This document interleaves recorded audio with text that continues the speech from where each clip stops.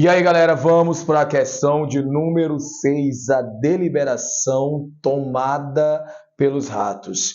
Ora, quando você observa ou fez a leitura do texto, você observou que as personagens eram animais que falavam, ou seja, possuíam características humanas. Elcio, isso aí é uma fábula, pois é. Fundo moral, quando você fala de fundo moral, ele tem que ser edificante. Então, uma das características fortes da fábula é ter um fundo moral. Esse fundo moral tem que ser edificante, ele tem que tornar melhor.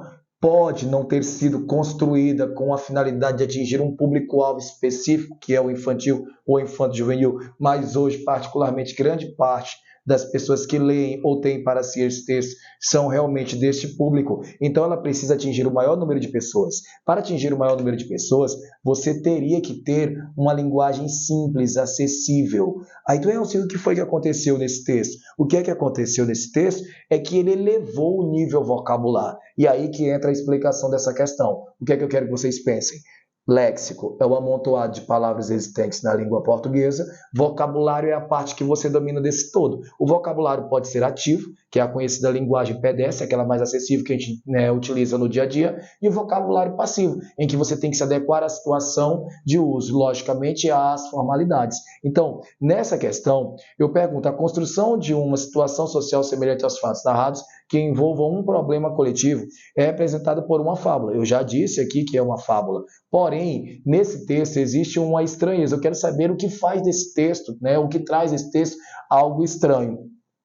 Conhecimento morfológico, pois visa a manutenção da mesma classe. Se eu mantivesse a mesma classe, não haveria esse estranhamento, tá bom?